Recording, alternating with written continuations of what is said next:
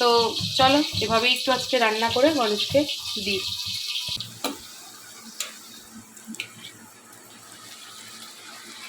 তো বাজারও হয়ে গেছে।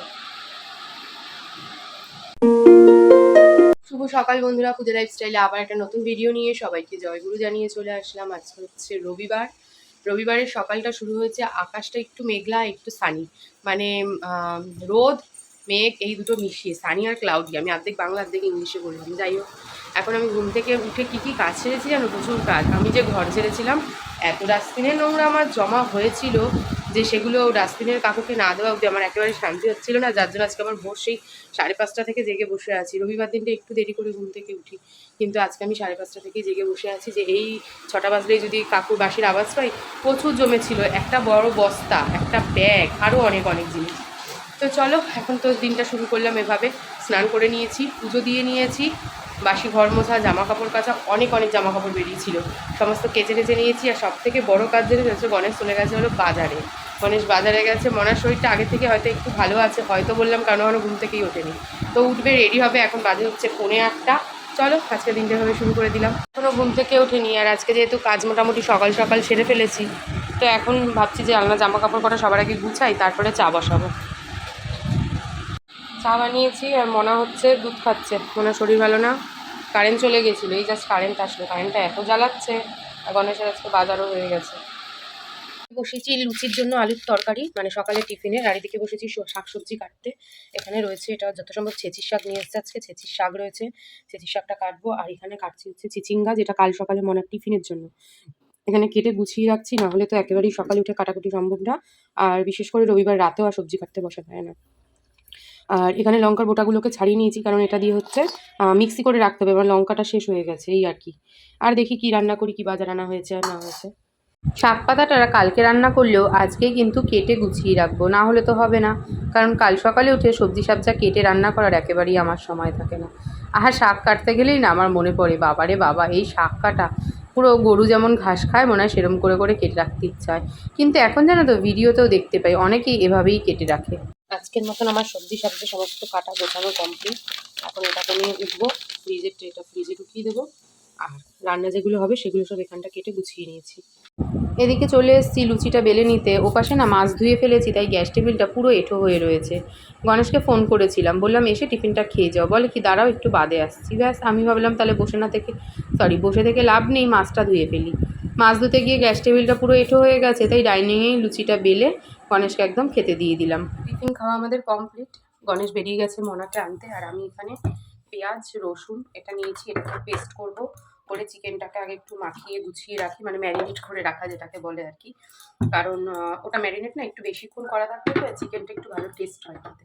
আর মনার তো আজকে জ্বরের মুখ, ওর জন্য একটু ভাবছি ঝাল ঝাল করে একদম কষা কষা করে চিকেনটা বানাবো, যেটা খেতেও খুব ভালোবাসে আর কি। আজকে দেখো এখানে ইলিশ মাছটাকে আমি টিফিন বক্সে ভাপা করব। তো সেই জন্য ইলিশ মাছটাকে ভালো করে সাদা সর্ষে, পোস্ত, কাঁচা লঙ্কা বাটা, নুন, হলুদ আর কাঁচা সর্ষের তেল যেটা, সেটা দিয়ে ভালো করে মাখাচ্ছি। অন্যান্য সময় তো কড়াইতেই রান্না করি, কিন্তু আজকে গণেশের একটু ইচ্ছা হয়েছে যে টিফিন বক্সে ভাপা খাবে। দেখবে টিফিন বক্সে ভাপার কিন্তু একটা আলাদা স্বাদ হয়। তো চলো এভাবেই একটু আজকে রান্না করে গণেশকে দিই। মাছটা ভালো করে মাখানো হয়ে গেছে। আর এখানে দেখো আমার কড়াইতে কিন্তু জলটা বেশ ভালো গরম হয়ে গেছে, অলরেডি ফুটতেও শুরু করেছে। এবার যেটা করব সেটা হচ্ছে টিফিন বক্সটা আমি এখানটা বসিয়ে এই নোড়াটা দিয়ে চাপা দিয়ে রাখবো, যাতে এটাতে ভালো করে বেশ ভাপে এটা ভালো মতন হয়ে যায়। একটু জল বোধহয় কমাতে হবে। দেখি আয়রনটাকে এখন ঠিক করছে, আয়রনটার তো অবস্থা খারাপ হয়ে গেছে। যদি ঠিক করতে পারে তো ভালো, না হলে আবার কিনতে হবে। আয়রনের জামা কাপড় তো জমে ব্যাগের পর ব্যাগই হয়ে যাচ্ছে। কোথাও ঘুরতে যাওয়ার সময় প্যান্ট খুঁজে পাবে না। আর মনা এখানে বসেছে হলো পড়তে, পড়া গোছাচ্ছে। আর এদিকে চলছে হলো কিরণমালা, সেই রাক্ষসে মার্কা সিরিয়াল। কী অবস্থা এ চলছে, 3 ঘন্টা ধরে এখন চলবে। দাঁড়া, আর এদিকে রান্না হচ্ছে, রান্না এখনো কমপ্লিট হয়নি, দেরি আছে। এখনো 1 ঘন্টা মতো টাইম লাগবে রান্না শেষ হতে। আমার অবস্থা রয়েছে খানিকটা এরকম, ঘেমে নিয়ে তো স্নান হয়ে গেছি। আর গরমটাও পড়েছে তো না, গরমও রয়েছে। তো চলো এখন রান্নাবান্না শেষ করে গ্যাস টেবিল সিঙ্ক এগুলো সমস্ত মুছবো, পরিষ্কার করবো। আর এই দেখো ফ্রিজের উপর দেখেছো সব বোতল লাইন দেওয়া, এগুলো আমি ছাড়া কেউ ভরার নেই। আর এই নাইটিটা পরে মাছ মাংস ধুয়েছি, তো এগুলো পরে আর বোতলগুলোকে পড়তে পারছি না। নাহলে গণেশ জল এনে ব্যারেলটা উল্টে দিয়েছে, কিন্তু আমি নাইটি চেঞ্জ করবো, ফ্রেশ হবো, তারপর বোতল কটাকে ভরবো। এখন বাজলো না দুপুর 1:30 না 1:45 তেতো না। হ্যাঁ, আচ্ছা মাছের কাতলা মাছের তেলটা তেতো, ভেজেছি তো তাও তেতো। মনা কাতলা মাছের তেল খায় না, মনা ইলিশ মাছের তেল দিয়ে ভাত খাচ্ছে, তো আমার মাংস খাবে। আর কাতলা মাছের তেলটা আমার দেখে মনে হচ্ছিল ভালো না সেই জন্য আজকে ইলিশ মাছের তেল আর কাতলা মাছের তেল দুটোই রান্না করে ফেলেছি। বাজে রাত্রি 10টা বাজে জানি। আমরা বেরিয়েছি, একটু আগেই বেরিয়েছিলাম, মার বাড়ি গেছিলাম, মার বাড়ি দিয়ে এখন বাড়ি ফিরছি। আমার শরীরটা ভালো না, আর ভিডিও করা হয়নি কিছু। এখন যাচ্ছি বাড়ির দিকে। এখন বাজে হলো রাত্রির 11। বাবা 11:30 বেজে গেছে আজকে। ঘড়ির দিকে আমি একবারও তাকাইনি, যে 11:30 বেজে গেছে। চলো এখন খাওয়া দাওয়া আমাদের কমপ্লিট। আর কালকে না কৌশিকী অমাবস্যা রয়েছে, সেই জন্য কালকে পুরোপুরি নিরামিষ সকাল থেকে। তার জন্য গ্যাস ট্যাস ভালো করে মুছে পরিষ্কার করেছি। আর এই দেখো সমস্ত বাসন ঝুড়ি গ্যাসের দিক সমস্ত মেজে গুছিয়ে নিয়েছি, যাতে সকালে রান্না করতে আর কোনো ঝুটঝামেলা না হয়। তা সে আগে তো বাসন আমি মানে সকালেই মাজতাম, কিন্তু এখন রাতে মেজে যে মজা পেয়ে গেছি, আর এই মজা ছাড়া যাবে না। সকালবেলা উঠে একটা ফ্রেশ রান্নাঘর দেখলে রান্না করতে মুড আসে। সকালবেলা উঠে যদি দেখি না রান্নাঘর মানে এক হাঁটু হয়ে রয়েছে, রাতে যতই কষ্ট হোক যদি বাসন টাসন মেজে গ্যাস মুছে এই কাজটা সেরে শোয়া যায়, তাহলে অনেকটা রিফ্রেশ হওয়া যায়।